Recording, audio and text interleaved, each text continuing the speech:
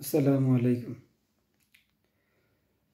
আমরা সকলে আল্লাহর সৃষ্টি, আশরাফুল মাখলুকাত। আল্লাহ আমাদেরকে সৃষ্টি করেছেন, অর্থাৎ জিন এবং ইনসানকে সৃষ্টি করেছেন তার ইবাদতের জন্যই। তা আমরা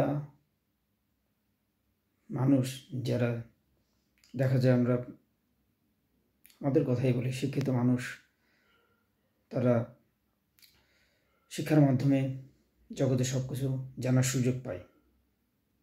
আমরা কিন্তু কেউই সর্বজ্ঞানী হই না। আপনি দেখেন, একটা মানুষ কখনো সর্বজ্ঞানী হতে পারে না। যিনি একটা বিশ্ববিদ্যালয়ে পড়াশোনা করেন, তিনি কোনো না কোনো বিষয়ে পড়াশোনা করেন।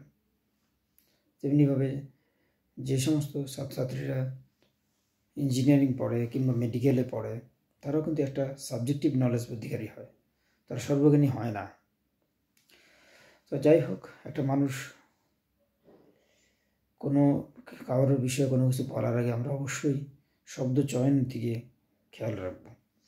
এখন যেমন আমরা কিছুদিন ধরে কিছু ইনফরমেশন ভাইরাল হচ্ছে, আমি নিজেও এই ধরনের বিষয়গুলো ভিডিও সঠিকভাবে দেখি নাই, তো বলতে পারছি না।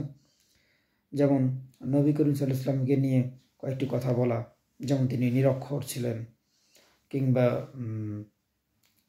তিনি কাউবয় ছিলেন। জানি না উনি কে কীভাবে বলেছে। তো আমি একটা বিষয় বলবো, সেটা হচ্ছে আমরা যখন কোনো ব্যক্তিকে নিয়ে কোনো কিছু বলবো, তখন শব্দ চয়নের দিকে সম্পূর্ণরূপে খেয়াল রাখবো। কারণ এখানে আমরা কার সম্পর্কে বলছি, তার মর্যাদাটা কতটুকু, এবং আমি কি সেটা কীভাবে প্রেজেন্ট করছি, এটা একটা বিষয়। আমরা কোনো বিষয়ে কোনো কিছু বলবো, যেমন আমি একটা এক্সাম্পল দিতে পারি। যেমন আমার বন্ধু, আমরা একসাথে পড়াশোনা করেছি, আর হতে পারে পড়াশোনা করেছি সে আমার বন্ধু, কিন্তু সে একটা সম্মানিত ব্যক্তি হয়ে গেছে।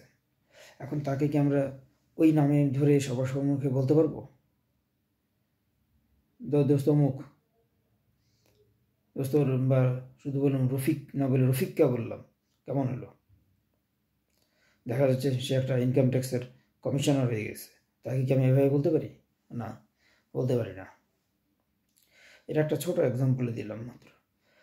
তো এখন নবী করিম সাল্লাল্লাহু আলাইহি ওয়াসাল্লাম, আমরা যতটুকু জানি, ওনাদের মেষ ছিল, উনি মেষ পালন করতেন। এছাড়া ওনাদের যে ব্যবসা ছিল সেটা তিনি পরিচালনা করতেন, কিন্তু তাকে আমরা এভাবে সেটাকে ব্যঙ্গ করে উপস্থাপন করতে পারি না। সেই জন্যে আমাদেরকে শব্দ চয়নের ক্ষেত্রে অনেক সতর্ক হতে হবে। ঠিক তেমনিভাবে তিনি নিরক্ষর ছিলেন, এটা এইভাবে বলার কোনো সুযোগ নাই। সঠিক শব্দ চয়নের মাধ্যমে সেটাকে উপস্থাপন করতে হবে। তো আমরা আশা করি আমাদের সমাজে যারা আছেন, যারা ইসলামিক বক্তা কিংবা ইসলামী বিষয়ে কথা বলেন, তারা যদি শব্দ চয়নের ক্ষেত্রে এবং মর্যাদার সাথে শব্দগুলো উচ্চারণ করেন, তাহলে ভালো হয়। আপনার বড় ডিগ্রি থাকতে পারে, কিন্তু আপনি যদি এই বিষয়গুলোকে ব্যঙ্গভাবে উপস্থাপন করেন বা ভুলভাবে উপস্থাপন করেন, তাহলে সেটা সমাজে ফিতনা ফাসাদ সৃষ্টি করবে, ভালো কিছু হবে না। ধন্যবাদ।